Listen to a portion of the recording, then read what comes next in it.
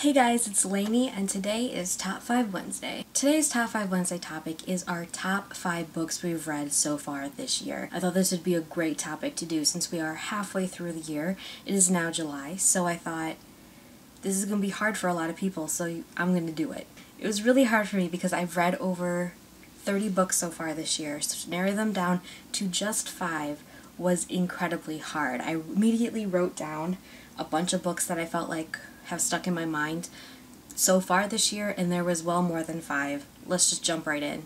Coming in at number 5 is These Broken Stars by Megan Spooner and Amy Kaufman. I love this book a lot, and I think fans of Under the Never Sky are really going to like it because at least for the first Under the Never Sky, this one kind of follows that same survival journey type story, and I absolutely love those kind of plot lines, and this one was just perfect. This book truly did fulfill everything I liked in a book, so I felt like this had to be in my list because I enjoyed it so much, and it took me in a direction I never thought I'd be reading. I was so surprised when certain things were happening in the book.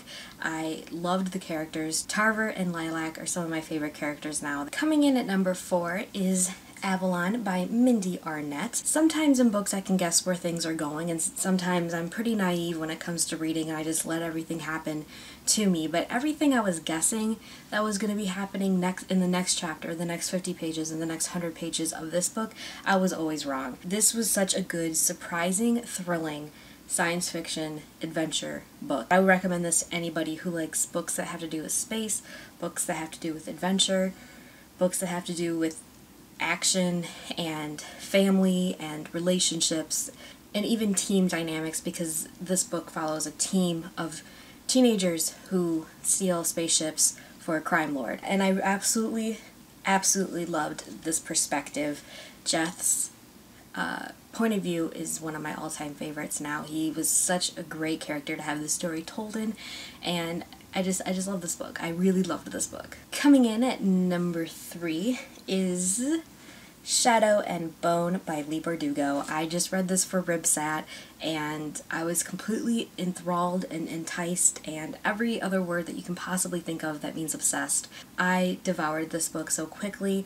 I just was through it within a couple days, which is sometimes unheard of for me. For a book this length, it takes me a few days to a week to read it, but this one I finished in 2 days. The storyline is perfect, the characters are perfect, world building is perfect. Why, guys, why do I have a massive crush on the Darkling? Coming in at number 2 shouldn't be a surprise if you guys know me at all, and that is Into the Still Blue by Veronica Rossi. This is the conclusion book to the Under the Never Sky series. This book actually came out in January, and I read it and I was in love with it. I absolutely adored it. It was the perfect ending of a trilogy. I feel like it was just perfect. It's my all-time favorite trilogy, and this one did not disappoint me in any way, shape, or form. And coming in at number 1 is also a very recent read for me, and that is The Bone Season. Whoops. By Samantha Shannon. We read this for the read-along The Bone Season because this book has a lot of hype outside of the BookTube community. I wanted to see what all the hype was about this book. Me and some others, we decided to do a read-along for it. This book's great. I don't even know how to explain it. I mean, there's a lot of times I was very confused through it, but it was the good confused because the world is so unique and new to me that I loved learning about this world and the people involved in it. I loved learning about clairvoyancy, and there's different types of clairvoyancy. So I really liked where Samantha Shannon took this type of power, you could say, and turned it into an entire world. I cannot wait until the second book comes out. I forget if it's September or October, but it's gonna be good. This is my new favorite series. And those are my top 5 books I've read so far this year. What are some of your favorite books you've read so far this year? I would love to know, of course, and I will see you guys all later. Bye!